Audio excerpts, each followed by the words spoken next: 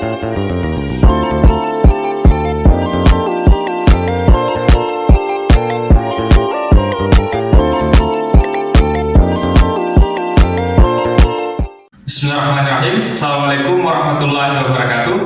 Perkenalkan, nama saya Muhammad Abidin dengan NIM 201561222017. Di sini saya akan menjelaskan tentang beberapa materi kewarisan di Indonesia yang diampu oleh Ibu Indar Dewi SHMH. Pertama, sebelum kita lebih jauh membahas tentang pembahasan yang akan saya bahas sebentar, terlebih dahulu saya akan menjelaskan tentang apa itu hukum waris. Hukum waris adalah seperangkat peraturan yang mengatur tentang peralihan harta dari pewaris ke ahli waris. Pewaris di sini adalah orang yang meninggal dan meninggalkan harta, sedangkan ahli waris adalah orang yang menerima harta dari si orang yang meninggal ini atau pewaris.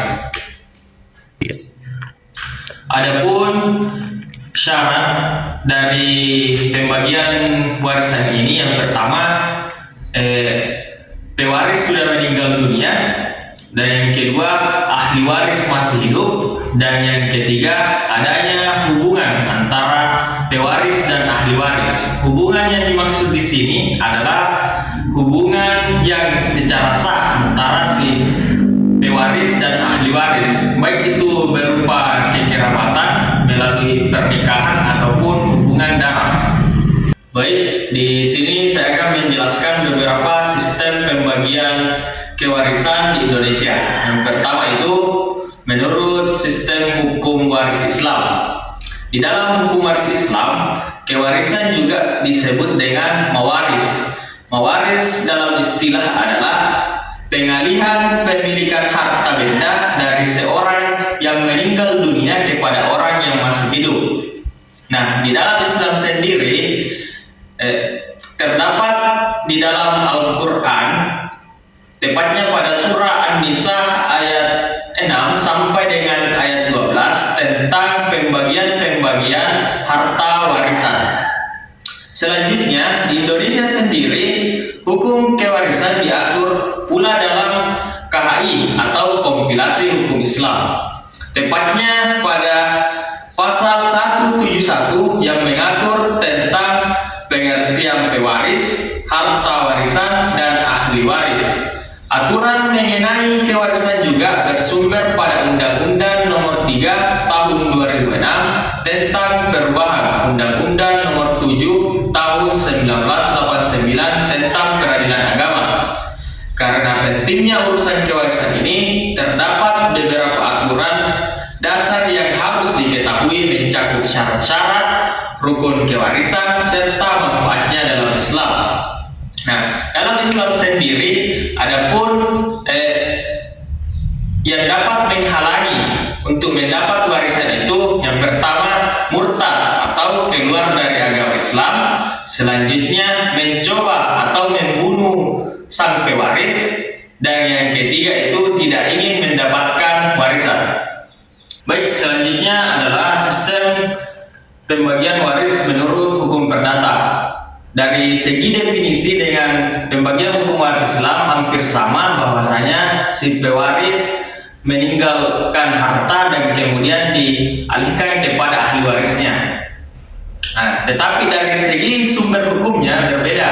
Dari hukum perdata ini bersumber dari KUH Perdata, diatur dalam pasal 830 sampai 1130, menjelaskan pihak yang berhak menjadi ahli waris ialah keluarga saudara, baik yang sah menurut undang-undang maupun yang diatur di luar perkawinan, dan suami atau istri yang hidup terlama menurut peraturan-peraturan berikut di atas. Nah, selanjutnya adapun 4 golongan yang dimaksud dalam KUH Perdata yang mendapatkan warisan adalah, yang pertama, suami istri yang hidup terlama dan anak keturunannya sesuai dengan pasal 852 KUH Perdata, dan selanjutnya golongan kedua, orang tua dan pewaris. Dan yang ketiga, keluarga dalam garis lurus ke atas sesudah bapak dan ibu pewaris. Dan yang keempat, paman dan bibi pewaris baik dari pihak bapak maupun dari pihak ibu. Keturunan paman dan bibi sampai derajat ke-6 dihitung dari pewaris. Saudara dari kakek dan nenek beserta keturunannya sampai derajat ke-6 dihitung dari pewaris. Nah, selanjutnya pertanyaannya, bagaimana dengan anak yang diadopsi ataupun yang diangkat? Tidak akan pernah bisa mendapatkan harta warisan baik dari ayah ataupun ibunya karena dengan alasan tidak memiliki hubungan darah baik dari ayahnya ataupun ibunya. Selanjutnya itu sistem hukum kewarisan menurut adat. Nah, di sini dalam sistem hukum kewarisan adat tergantung daripada adat ataupun daerah dari masing-masing, tergantung dari adat istiadatnya. Di sini juga di hukum kewarisan menurut adat ada 3 sistem kekerabatan yang dianut dari setiap daerah. Yang pertama itu sistem kekerabatan patrilineal, itu sistem yang lebih condong kepada garis keturunan laki-laki ataupun dari ayah. Salah satu contoh daerah yang menganut sistem kekerabatan patrilineal ini yaitu suku Batak dari Sumatera Barat yang menganut sistem kekerabatan patrilineal, di mana dalam pembagian warisannya itu pihak perempuan tidak mendapatkan harta warisan, tetapi pihak laki-laki lah yang akan mendapatkan harta warisan karena dengan alasan bahwasanya laki-laki lah yang akan memiliki tanggung jawab yang besar dan memikul keluarga nantinya. Selanjutnya itu sistem kekerabatan matrilineal. Matrilineal yaitu dari setiap daerah. Yang pertama itu sistem kekerabatan patrilineal, itu sistem yang lebih condong kepada garis keturunan laki-laki ataupun dari ayah.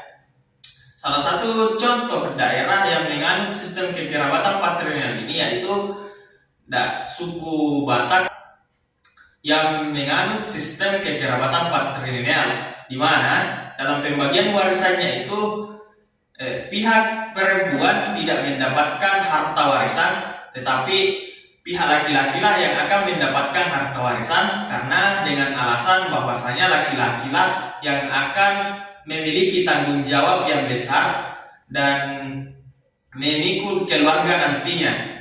Selanjutnya itu sistem kekerabatan matrilineal. Matrilineal yaitu lebih condong kepada garis keturunan wanita ataupun perempuan. Di sini daerah yang menganut sistem ini yaitu dari suku Minangkabau. Nah, di sini kebalikan daripada patrilineal tadi, bahwasanya yang menerima wasiat ini yaitu dari garis keturunan istri saja ataupun perempuan. Selanjutnya adalah sistem kekerabatan parental atau bilateral. Di sini baik pihak laki-laki ataupun perempuan seimbang dalam pembagian harta warisannya. Adapun daerah yang biasa menggunakan sistem ini adalah dari Sulawesi. Bahasan selanjutnya tentang perbedaan dari ketiga sistem hukum tadi antara hukum Islam, hukum perdata, dan juga hukum adat. Nah, pertama itu perbedaannya terletak dari dasar hukum yang dari ketiga sistem itu. Yang pertama, hukum Islam berdasarkan dari Al-Quran dan hadis, sedangkan hukum perdata berdasarkan pada KUH perdata, dan sedangkan hukum adat bersumber dari kebiasaan-kebiasaan yang ada di daerah itu. Selanjutnya adalah dari segi pembagiannya. Nah, di dalam hukum waris Islam sudah diatur di dalam Al-Quran surah An-Nisa ayat 12 sudah diatur tentang pembagian-pembagian. Nah, di sini laki-laki lebih condong daripada perempuan, yaitu antara 2:1, 2 untuk laki-laki dan 1 untuk perempuan. Sedangkan di dalam hukum perdata, perbedaan pembagian dan hukum perdata ini terletak pada semuanya itu disamakan antara laki-laki dan perempuan, semua rata dalam pemberian hartanya. Kemudian menurut hukum adat tergantung dari daerah daerah masing-masing. Contohnya dari daerah Minangkabau yang lebih condong kepada perempuan, dan daerah dari suku Batak lebih condong kepada laki-laki, dan daerah yang ada di Sulawesi Barat ini lebih condong kepada diseimbangkan antara laki-laki dan perempuan. Perbedaan selanjutnya itu terletak dari yang mengadilinya atau tempat pengadilan yang ditempati untuk mengadili tentang pembagian harta warisan ini. Bagi hukum Islam, diadilinya itu di pengadilan agama, sedangkan hukum perdata ini diadilinya di pengadilan negeri, dan hukum adat diadili oleh tetu adat itu sendiri. Nah, di hukum waris Islam ini dikhususkan untuk orang-orang Islam saja, sedangkan hukum waris perdata ini dikhususkan untuk orang-orang non-muslim, tetapi juga bisa masuk bagi orang-orang Islam, tergantung kesepakatan antara kedua itu. Sedangkan hukum perdata sesuai dari apakah daerah itu masih memegang, masih kental dengan adat-adat yang disepakati di sana. Baik, pembahasan selanjutnya itu hibah dan wasiat. Hibah merupakan pemberian dari seorang pemberi kepada orang lain dengan maksud untuk agar seseorang ini bisa memanfaatkan pemberian dari orang tersebut. Sedangkan wasiat merupakan pesan atau janji yang diberikan kepada orang lain, Nah, wasiat di sini dapat berupa harta ataupun benda. Dan perlu teman-teman ketahui, dalam pemberian harta ataupun benda itu tidak boleh melebihi sepertiga dari harta yang dimilikinya, baik itu wasiat maupun hibah.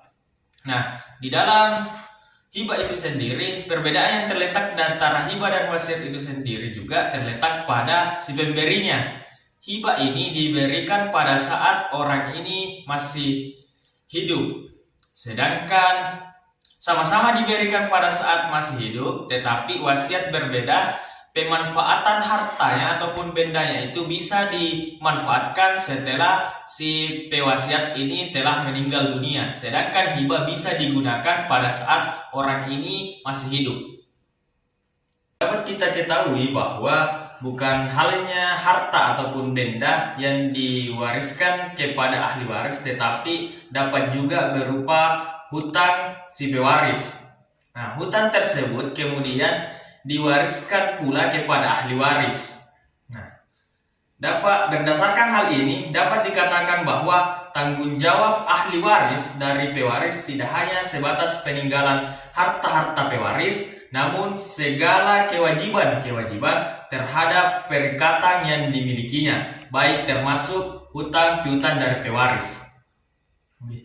Nah, dan kemudian jika ada contoh kasus seperti ini, si pewaris ini meninggalkan piutang lebih banyak daripada harta warisan yang diberikan kepada ahli waris. Kemudian langkah yang dilakukan ahli waris ini bisa wasiat itu sendiri juga terletak pada si pemberinya. Hibah ini diberikan pada saat orang ini masih hidup, sedangkan sama-sama diberikan pada saat masih hidup, tetapi wasiat berbeda.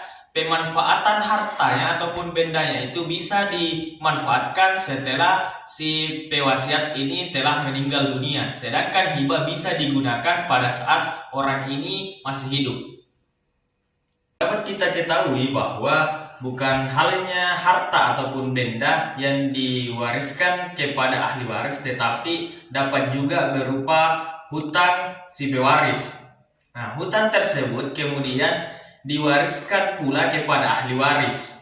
Nah, berdasarkan hal ini dapat dikatakan bahwa tanggung jawab ahli waris dari pewaris tidak hanya sebatas peninggalan harta-harta pewaris, namun segala kewajiban terhadap perikatan yang dimilikinya, baik termasuk hutang piutang dari pewaris. Nah, dan kemudian jika ada contoh kasus seperti ini, si pewaris ini meninggalkan piutang lebih banyak daripada harta warisan yang diberikan kepada ahli waris. Kemudian langkah yang dilakukan ahli waris ini bisa membayar setengah dari hutang si pewaris ini. Nah, berbeda dengan zaman dulu, pada saat ada si pewaris yang berhutang ke bank dan kemudian si pewaris ini meninggal dunia, otomatis semua pinjaman atau hutang yang dipinjam dari pihak bank itu otomatis akan lunas dengan sendirinya. Seperti itu. Pembahasan selanjutnya itu tentang problematika hukum kewarisan di Indonesia. Yang pertama itu tentang masih banyak masyarakat yang masih kurang paham terkait pembagian warisan di Indonesia itu sendiri, sehingga banyak masyarakat yang berselisih terkait pembagian waris tersebut. Nah, dan yang kedua itu adalah adanya pilihan hukum atau choice of law. Adanya pilihan hukum yang ditawarkan kepada masyarakat mengenai hukum apa yang akan dipakai dalam pembagian warisan tersebut. Entahkah hukum perdata, hukum Islam, dan hukum adat. Tentunya setiap sistem pembagian dari ketiga hukum tersebut pasti berbeda-beda dan akan menimbulkan ketidakpastian hukum antara kedua belah pihak, akan saling mencari hukum apa yang akan digunakan agar salah satu dari mereka itu dapat mendapatkan keuntungan yang banyak, sehingga keadilan dalam pembagian warisan tersebut tidak terwujud karena adanya pilihan hukum tersebut. Baik, terima kasih. Mungkin itu saja yang bisa saya jelaskan. Kurang lebihnya mohon dimaafkan. Assalamualaikum warahmatullahi wabarakatuh. Baik.